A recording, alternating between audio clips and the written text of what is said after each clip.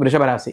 కృత్తికా నక్షత్రం 2, 3, 4 పాదముల వారు, రోహిణి నక్షత్రం 1, 2, 3, 4 పాదముల వారు, మృగశిర నక్షత్రం 1, 2 పాదముల వారు ఈ యొక్క వృషభ రాశి జాతకులై ఉంటారు.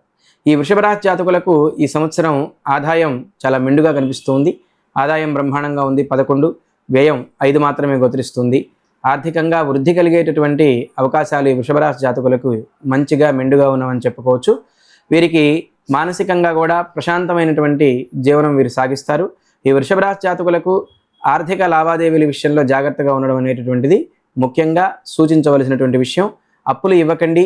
ఎట్టి పరిస్థితుల్లో కూడా అప్పులు ఇచ్చినా వదులుకునేటటువంటి పరిస్థితుల్లో ఉంటే అప్పు ఇవ్వండి, కానీ తిరిగి అడిగేటటువంటి పరిస్థితుల్లో అప్పులు ఇవ్వద్దు. మీ యొక్క కుటుంబీకులతోటి జాగ్రత్తగా ఉండండి. నమ్మక ద్రోహాలు జరిగేటటువంటి అవకాశాలు ఎక్కువగా గోచరిస్తున్నాయి. తదుపరి రాజపూజ్యం 1, అవమానం 3గా గోచరిస్తుంది. ఇది పెద్ద విశేషమైనటువంటి విషయమేం కాదు. రాజపూజ్యం, అవమానం సరిసమానంగా ఉన్నాయనే వృషభ రాశి వారికి చెప్పుకోవచ్చు. వీరు జాగ్రత్తగా ఉండవలసినటువంటిది కుటుంబీకులతో మాత్రమే. వీరు కుటుంబీకులతో జాగ్రత్తగా లేకపోతే నమ్మక ద్రోహాలు జరిగి ఆస్తిపాస్తుల విషయంలో ఇబ్బందులు ఎదుర్కోవడం అనేటువంటిది జరుగుతుంది.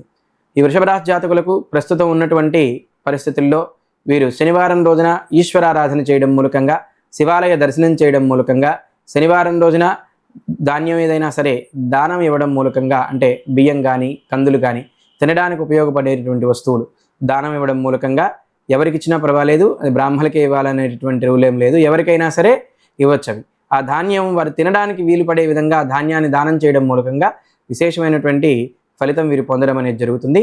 శివాలయ దర్శనం చేస్తూ ఉండండి. ఆకుపచ్చ వస్త్రం ఖచ్చితంగా ధరించడానికి ప్రయత్నం చేయండి. ఆకుపచ్చ వస్త్రం ధరించడం మూలకంగా మంచి ఫలితం అనేటువంటిది వస్తుంది. దక్షిణ దిక్కు ప్రయాణాలు వీరికి విశేషంగా ఉంటాయి.